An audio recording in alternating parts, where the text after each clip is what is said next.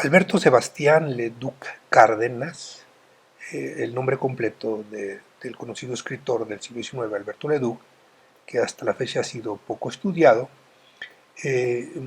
nace en Querétaro, como se sabe, en 1866. Nace en el 66, ya está comprobado, por una fe de bautismo, y no en 1867 como la crítica normalmente ha establecido.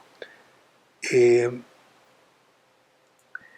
Muere en 1908 en la Ciudad de México. Fue hijo de Luis Felipe Alberto Leduc eh, y de Manuela Cárdenas. Lo curioso de ambos padres tienen dos características que vale la pena mencionar.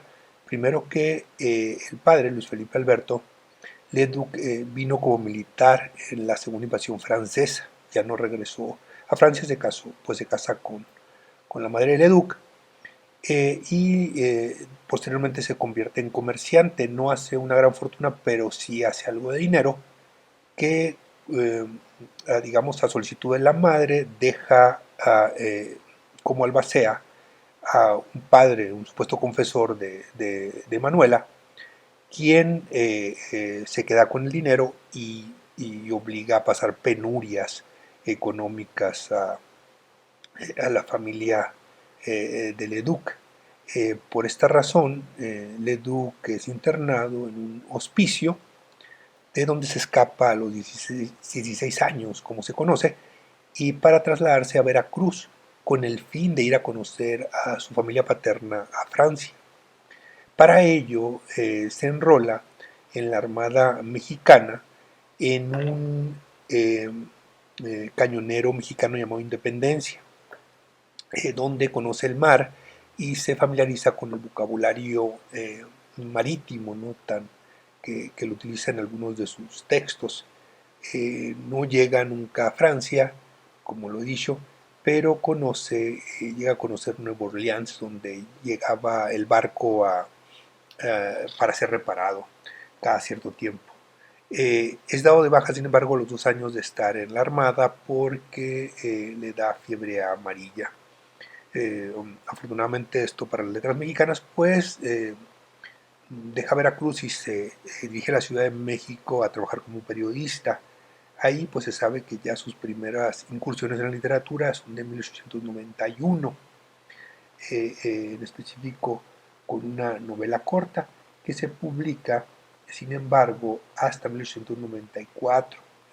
Su primera novela corta sería María del Carmen, pero bueno, María del Consuelo, perdón, pero se publica hasta 1894 junto con Un Calvario.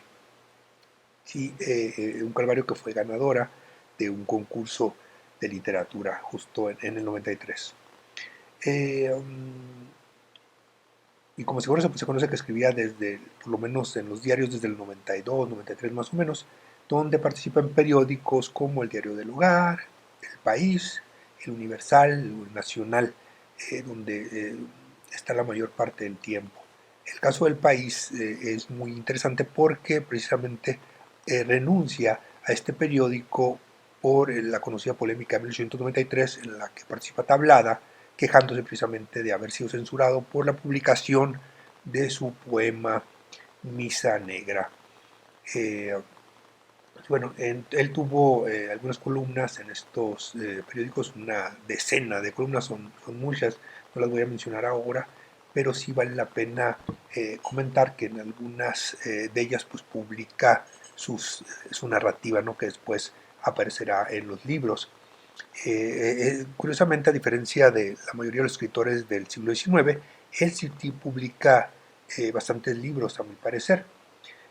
Por ejemplo, publica Ángel Lorenzano, otra novela que es de 1896.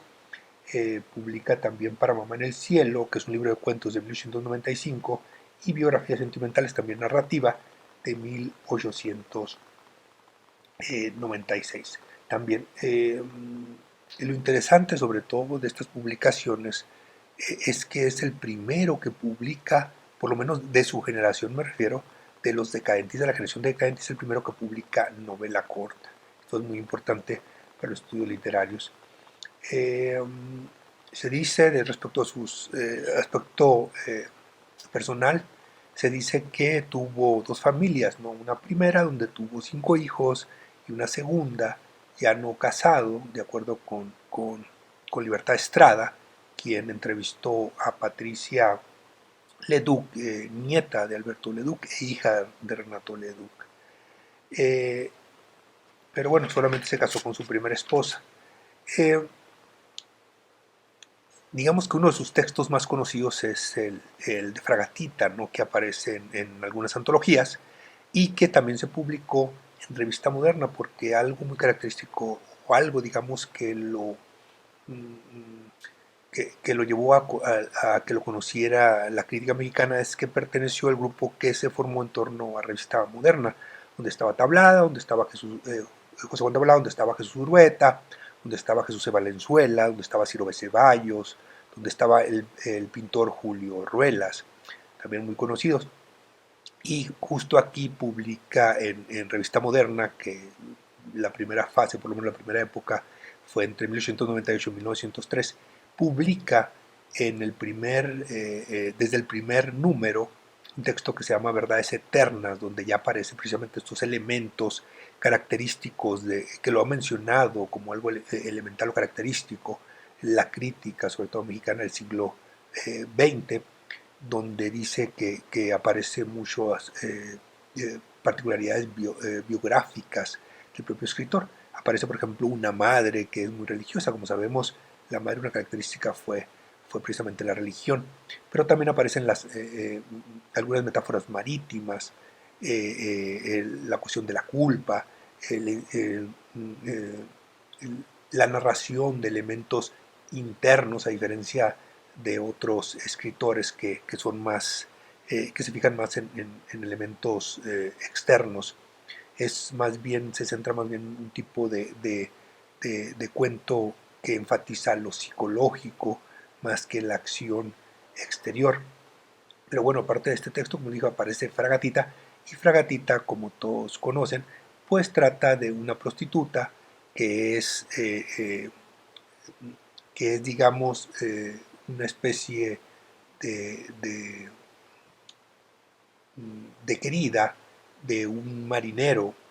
Este marinero, que posteriormente también tiene su cuento, es, es digamos, golpeado, es castigado por el jefe de él en el barco, que es Juan Sánchez, y cuando se entera Fragatita que le ve las heridas de los latigazos que tiene en la espalda, pues se busca ella vengarse.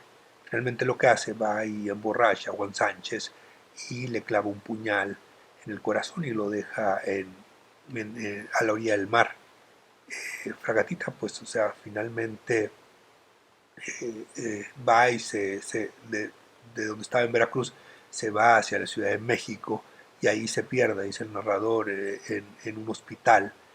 Muere de sífilis debido precisamente a la prostitución. Eh, bueno, lo interesante de todo esto es que, por ejemplo, Ciro de Ceballos eh, resalta un aspecto muy peculiar de él, que sería que era muy trabajador. Se sabe, pues sí, eh, estaba trabajando por lo regular de la noche a la mañana, con pocas horas de sueño. Y resalta también que era un muy enamorado, que hacía sufrir por eso a las mujeres y que tenía una fuerte afición al sexo. No son elementos.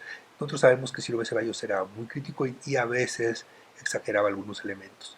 Por su parte, creo que quien lo trata mejor es Rubén M. Campos, quien refiere, además de estos elementos sobre todo del trabajo, también refiere como su carácter subversivo, las pláticas que tenía con sus compañeros y cómo de pronto eran asediados también por la policía no secreta del gobierno de Porfirio Díaz. En El Bar, que es el libro más conocido de Rubén M. Campos, también señala que Alberto Leduc como la quinta víctima del bar, no debido precisamente al abuso del alcohol. Muere pues con su familia, con su segunda familia. Sin embargo, refiere Rubén M. Campos que solamente él se entera por la prensa que lo iban a enterrar el siguiente día